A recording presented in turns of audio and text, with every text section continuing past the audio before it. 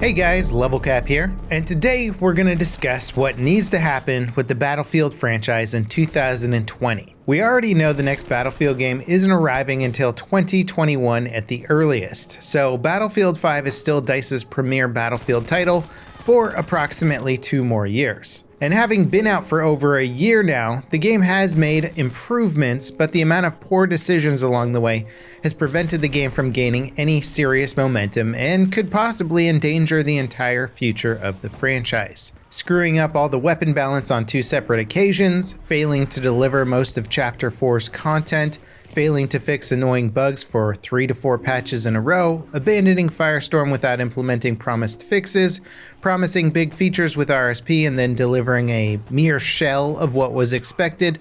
The list goes on. And I really do mean that. The list goes on and on and on. So while certain things like visibility and weapon customization in game have seen improvements, it's hard to appreciate those things with all the other massive failures of 2019. So what needs to happen in 2020? First of all, DICE needs to make a realistic roadmap for chapters this year, even if the roadmap is an extremely vague teaser. Do you remember in Battlefield 1 and Battlefield 4 when we at least had concept art for future DLC way in advance, and we could get excited about it way in advance? I remember researching and looking into the history of World War I, trying to learn more about the conflict so I could better predict what we would see in the coming World War I maps. The teaser image for the Apocalypse DLC in Battlefield 1 simply had a gas mask with fire reflections on the goggles. Barely anything to work with, but still a vague concept was enough to get me and the community excited.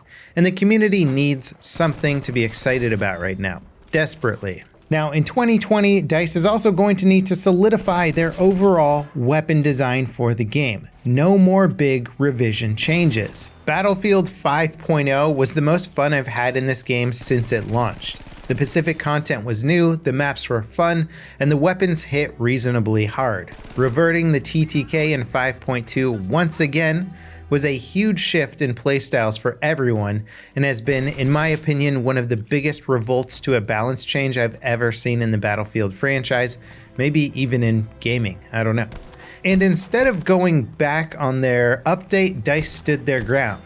Then they gave up some ground, and now it's expected that they might give up a lot more ground in the next patch.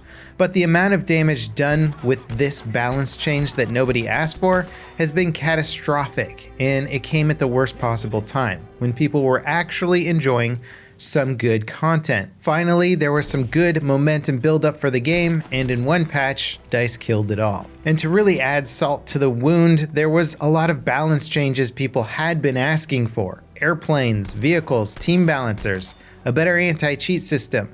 That's what the community wanted balanced, and I think DICE's lead producers just really needed to get more in touch with the community. Give the community a roadmap in 2020 for a team balancer. Tell us that airplanes and vehicle revisions are in the works. Those kind of things would give us something to look forward to and contribute feedback to.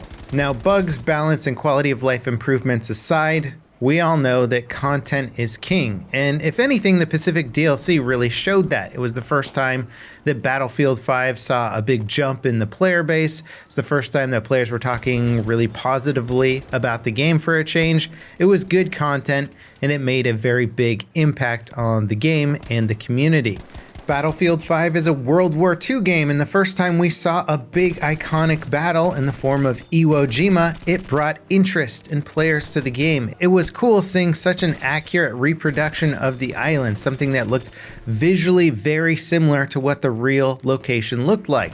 People enjoyed that. I enjoyed it. The map actually played out really well, which proves that you can do a beach landing, beach assault game mode that is actually fun to play for both sides, both assault and defense. If anything, I think the Pacific DLC showed that doing the big, popular, iconic battles from World War II has been a very successful tactic for getting new players into the game and repopularizing and reinvigorating the player base. And I know that there's another Pacific map on the way, but there's also now American assets in the game. And there's German assets in the game, which opens up the later theater of war in Europe between the Americans and Germans. D-Day, the Battle of the Bulge, and more. Hopefully, DICE is planning to show us some of the biggest and most famous American conflicts in Europe for the first half of 2020. From a production standpoint, this absolutely makes the most sense. From a marketing standpoint, it makes a huge amount of sense being able to leverage things like D-Day, which was not only one of the most famous battles from World War II, but also further popularized by Saving Private Ryan and many video games over the years. There's plenty of extremely marketable content there. 6 to 8 maps easily, and plenty more weapons and especially vehicles that could be introduced to the game. We still haven't seen the Americans' Mustang fighter plane or the B-17 Flying Fortress. It would be great to see these iconic weapons appearing in the European theater of war, and I'm sure it would bring a lot of eyes and a lot of renewed interest to the game. If that was the content we're getting in the first half of 2020, and DICE announces that and teases it and shows us cool little concept art, then that's going to build momentum, and I'm going to be, as a player, pretty satisfied with the content we get in the coming months. Now, in the second half of the year, DICE should be planning to tell us something about the Russian content drop. Stalingrad should lead the way, just like Iwo Jima led the way for the Pacific content. The Russian content could be vast, snowy, epic, huge tank battles. Everyone wants it, of course, and if the game is in good health before the content drop, it could be a huge momentum boost, maybe even pushing Battlefield back into that top tier shooter list where it used to be. I do believe games, especially ones like these, are often controlled by their own momentum. They can build it up by making smart moves, fixing bugs, adding good, attractive content. 2019 did not do that for Battlefield 5. But 2020 could still do that. It could be a good year for Battlefield 5. DICE has done it with their previous games, Battlefront and Battlefield alike. The studio has it in them, but 2019 hasn't exactly built any confidence within the community. To fix this, I think DICE really needs to surprise the community. Everything they've done so far seems like it's been the bare minimum. Their weekly assignments, Tides of War stuff, feels like DICE is that kid in school who forgot that his homework was due the night before and rushed to get it in, and then is like, here's a weapon skin, or here's the maps you've seen before, but now there's a snowy blizzard the whole time instead of just for part of the time.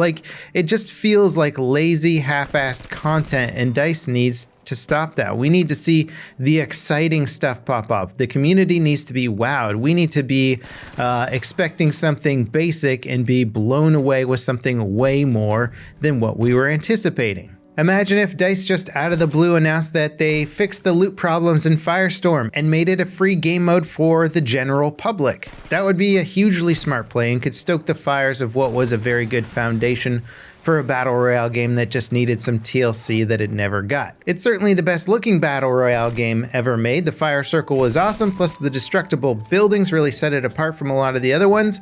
So many people saw the potential there, and somehow DICE didn't. Imagine if DICE just came out with a huge update to the rental server program, taking it up to the standards that people wanted, allowing for custom hardcore modes, faction-specific weapons and clothing, and more. That could really add a lot of longevity and fun factor to the game. Imagine if DICE just out of the blue said, hey, we fixed our entire assignment system. It's now automatic and doesn't require any assignment management in the menu, but instead just universally tracks for everything. There's so many quality of life improvements and cool things that DICE could do to surprise us in 2020 to help stoke the fires of a somewhat dormant World War II game. The potential is still here. DICE just needs to be smart this year. Quality control the crap out of their patches, give us a roadmap and some concept art for what's to come, get us excited about what's coming this year. Don't screw up and miss your deadlines anymore. Give us some quality of life updates that are in the works. Surprise us with a few quality of life updates just at a random. DICE really needs to pull it together in 2020. I think I'm always going to be a believer that they can do it, but I'll also be the guy who's going to keep it real every time they screw it up. What do you guys think? Do you think 2020 will be the year that Battlefield 5 can make a comeback? Do you think the content's going to be awesome this year? Have you paid attention to Battlefield 5 at all over 2019? Let me know in the comments down below. Thanks for watching, guys, and I'll see you next time. This is LevelCap, signing off.